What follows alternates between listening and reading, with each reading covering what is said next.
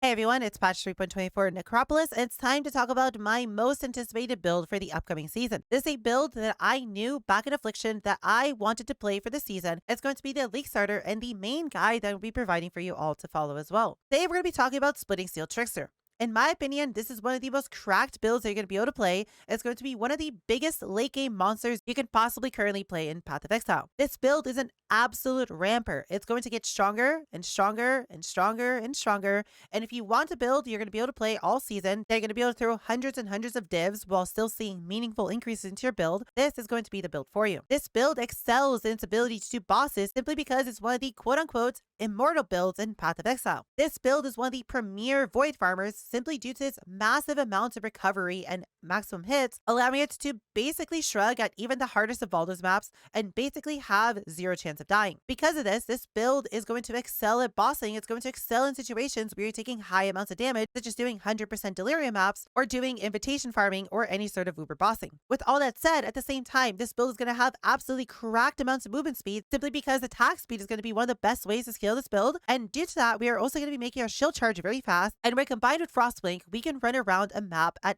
pretty much light speed. The only downside in this build is that its clear is not going to be insane. And what I mean by insane is it's not going to be tornado shot levels of clear. It's still going to have pretty respectable clear, allowing you to pretty much instantaneously mow down packs with no issue, but it's just not going to immediately hit the whole screen. It's not just going to immediately chain explode monsters. But given how this build is going to excel in its tankiness and its ability to do bosses with no issues, the fact that it has pretty respectable clear is honestly insane given how much this build is also doing at the same time. Now, before we go any further, all this B-roll was captured in hardcore specifically on a 10 div budget or so. This 10 div budget does include a Voice of Storms, which I was just not able to obtain in hardcore due to basically being worth as much as a Nimbus. So pretend I'm doing double the damage that you're currently seeing here on a 10 div budget in softcore.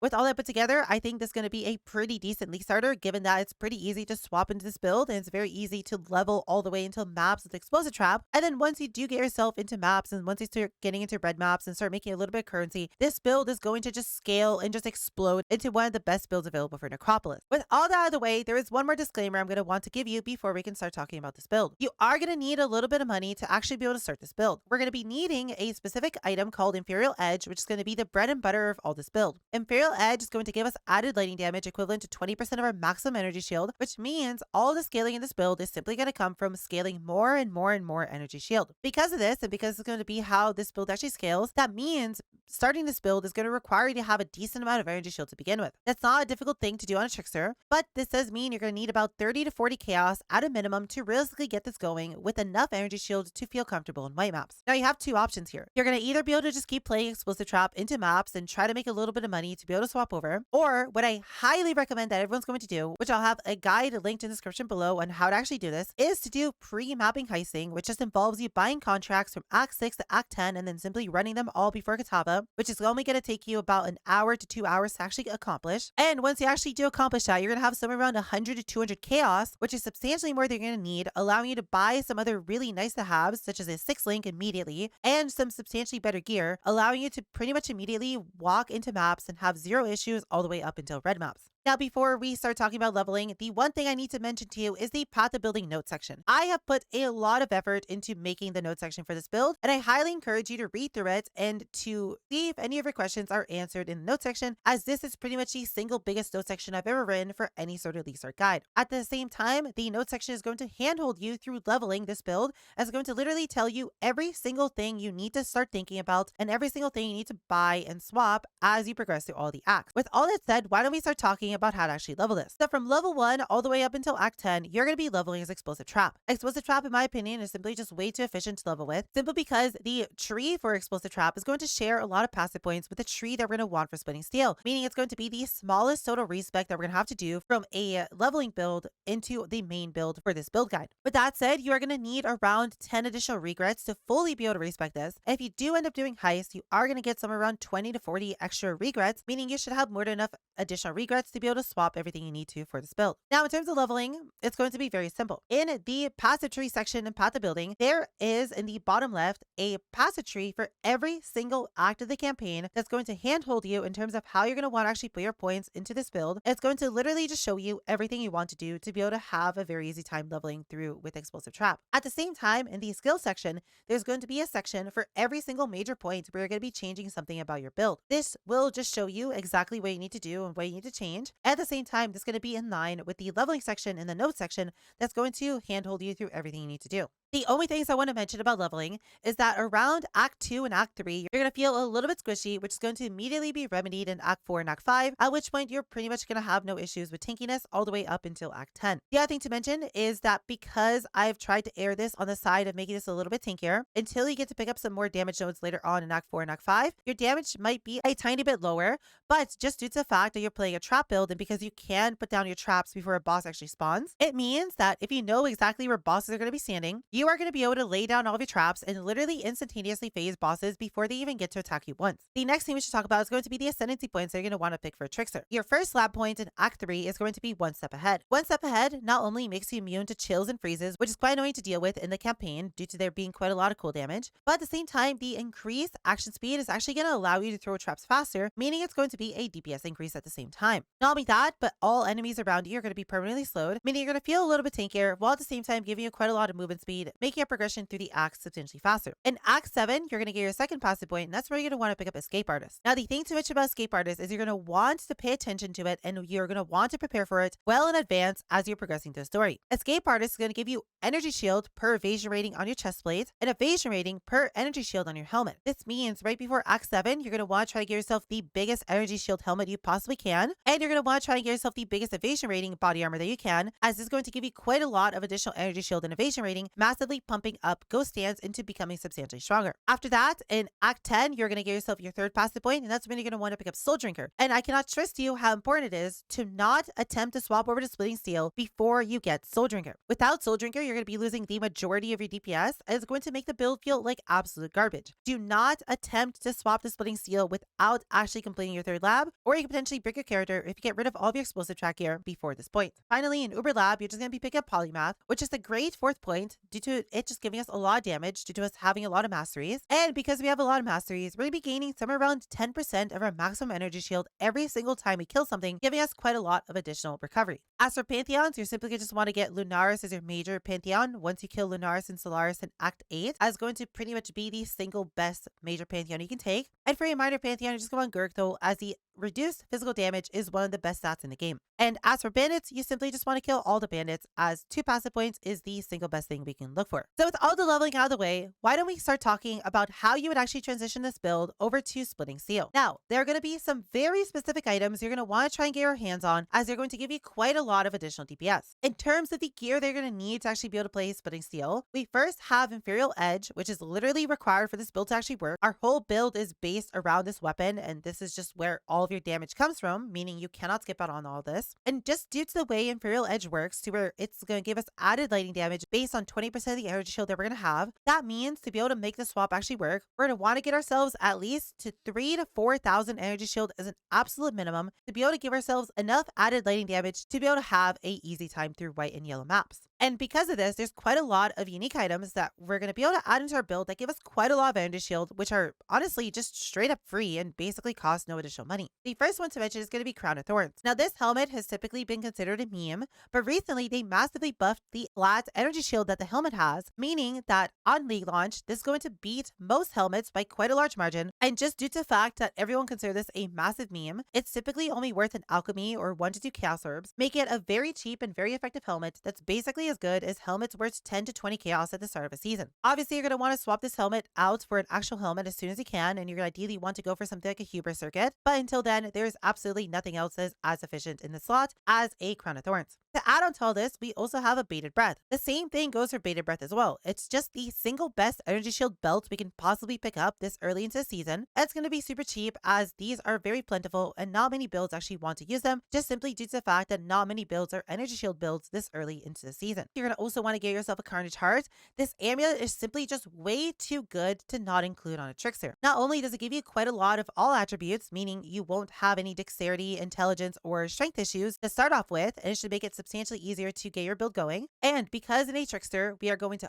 always be leeching our energy shield simply due to the fact that Soul Drinker is going to allow our energy shield to keep going even if we're at full energy shield. And because this build doesn't have much generic percent damage in it, Carnage Heart simply just outclasses every other amulet that's available to you this early on. The final and most important item that you're going to want to actually make this swap viable is going to be a decent hybrid evasion rating and energy shield chestplate. A Sadist Garb is going to be the ideal chestplate they're going to want to use for this, and the only things that you're going to care about this to start off with is simply going to be how big of an evasion rating and how big of an energy shield roll you have on this chestplate. The reason you want evasion rating is for Escape Artist, which is going to just turn all that evasion rating into additional energy shield, and because at the same time you can get yourself hybrid evasion rating and energy shield rolls on the chestplate, it's very simple for you to get a massive amount of both of those stats for very, very cheap. You're going to want to splurge out and spend maybe around 10 to 15 chaos on a really nice hybrid evasion and energy shield chestplate. It doesn't necessarily have to be a Sadist Garb. Something like a Blood Remnant or a Varnished Coat works just fine as well. Just any sort of evasion and energy shield armor is just fine. Ideally, if you did heist, you should have around 100 to 200 chaos. So another option for you might be just go buy a 6-linked chestplate and then simply just use a few woe essences on it to attempt to craft yourself a half-decent chestplate. This shouldn't be too difficult to do. And if you don't want to actually craft something for yourself on day one, you could just look for potentially a 5-link chestplate with a decent amount of stats on it. Or if you do have enough money and you see something for cheap, just a 6-link chestplate, which will absolutely make the rest of your mapping experience an absolute joke. Now, for the rest of the gear they're going to want, it's just going to be the same thing.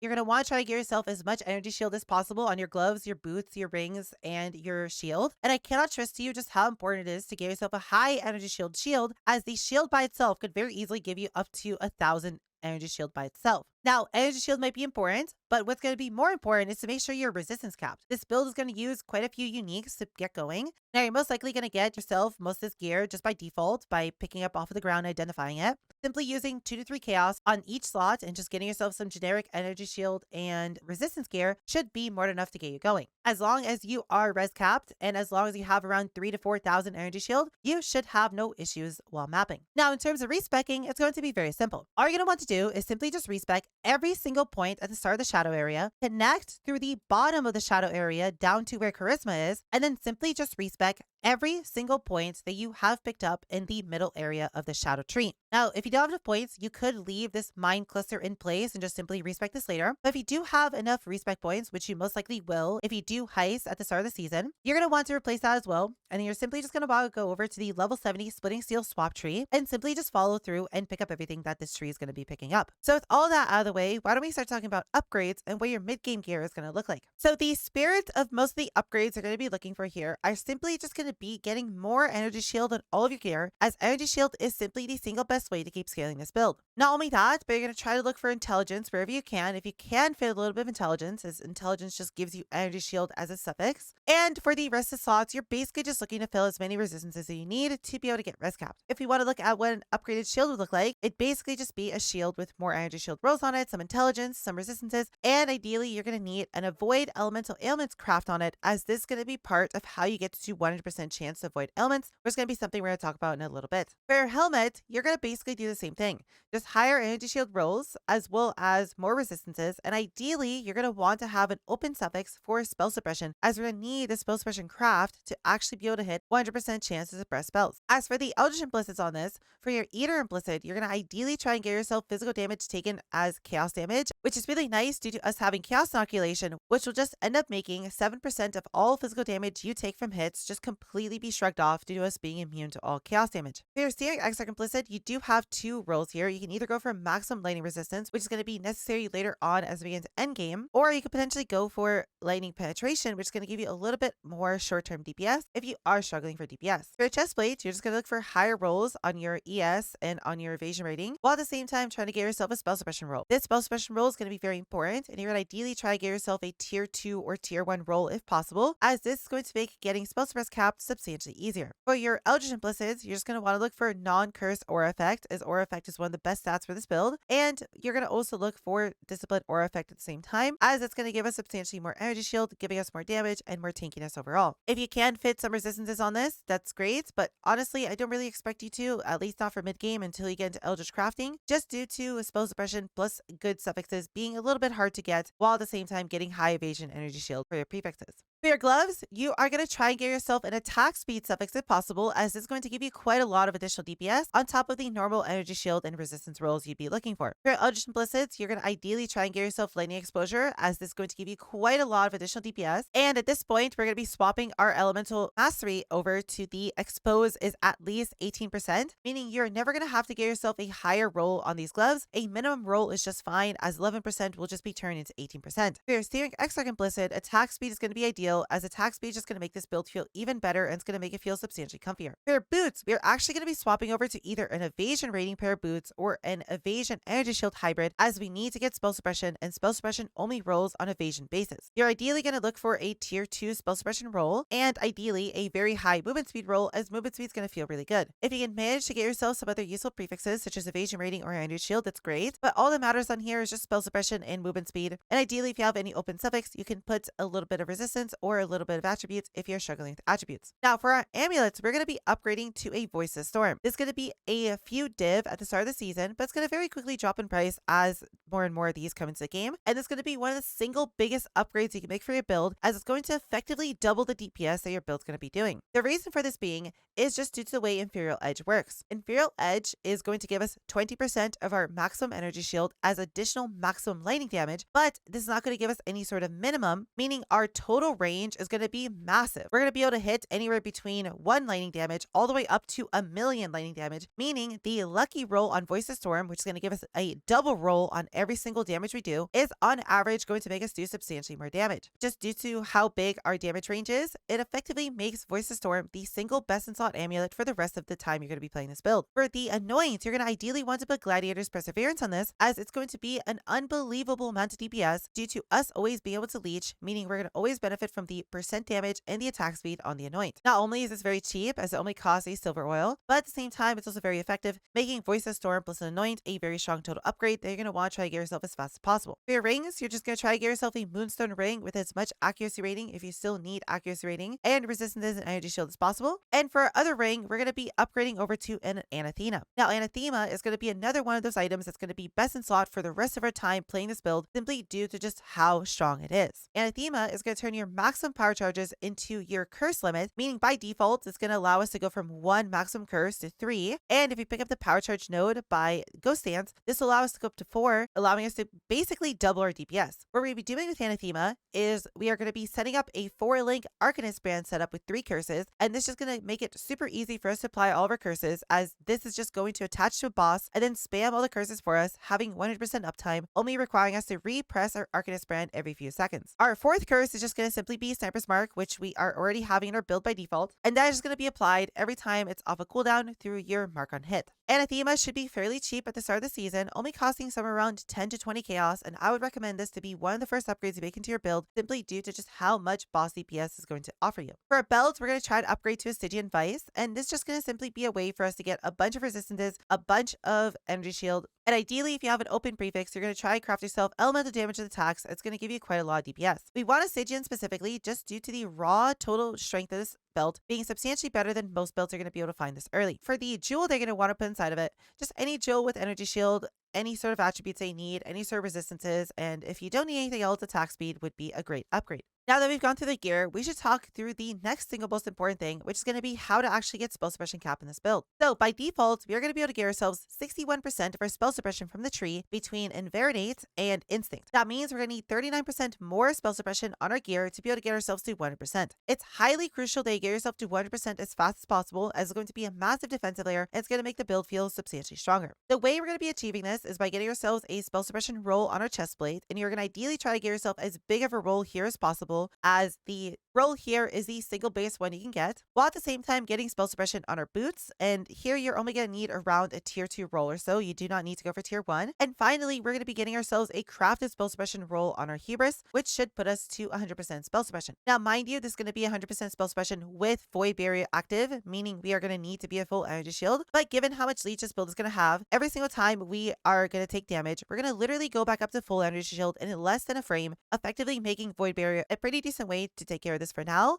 which we'll be upgrading at a later point in the build to give us 100% unconditional spell suppression with no potential downtime through Void Barrier. The other thing to mention is going to be Ailment Immunity. Now, we do have one step ahead, which is going to pretty much make us immune to chills and freezes, but that's not going to be good enough, as delirium ailments and ignites and shocks are very deadly at the same time. You're not going to be able to get yourself Ailment Immunity until you have 100% chance to spell suppress, as we're going to be using an Ancestral Vision, which is going to take half our spell suppression and give it to us as elemental avoidance. That means we're going to start with a baseline 50%, and we only need to get 50% on the rest of our gear to actually get to 100%. This is going to be done in a very easy way. First off, we're going to be picking up the Shield Mastery at Arcane Guarding, which is going to give us 20% chance to void elemental ailments while holding a shield. Then we're going to be getting ourselves a 20% chance to void elemental ailments roll on our boots. And finally, we are going to be crafting a 25% chance to void elemental ailments roll on our shield, which is going to put us at over 100%. Now, the final thing to mention are going to be the flasks that you want to run in this build. So because we're an energy shield build, that means we just get to run 4 utility flasks with no downside.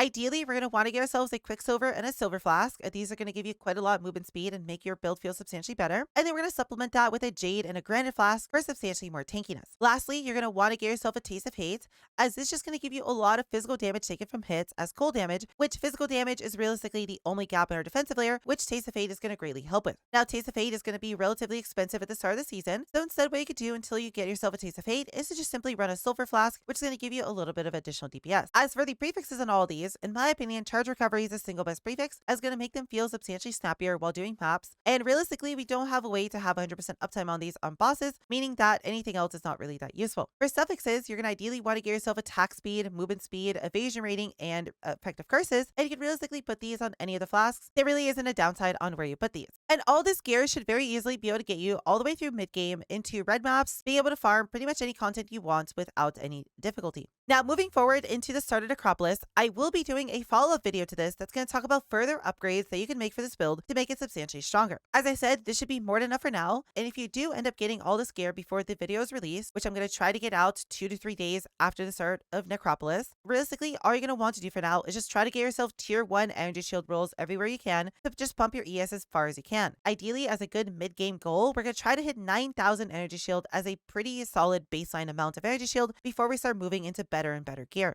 With all that said, cuties, I am so excited to play this build on launch, as I think this is going to be one of the best builds you could possibly play. I'm excited that this build has so much ramping potential that's going to allow you to just make the build feel better and better and better, and only be able to scale it to more and more broken as you go further and further into the league. I'm going to be excited to play this along with all of you kitties if you do end up picking this as your league starter. And as always, I'm going to be streaming all this on Twitch, so if you want to come by Twitch and watch me play this build and watch all the upgrades I'm going to be making ahead of time before I do release the update videos onto YouTube, I'd be more than happy if you joined us, or if you simply just want to be a part of a community, I'd be happy if you're there with us on League Launch as well. If you have any further questions, feel free to leave them in the comments below, and I'll be more than happy to help you as soon as I can. And you're also more than free to come by Twitch and ask me any questions there. With all that said, I hope you kitties enjoy the rest of your day, and I'll see you all in the next video.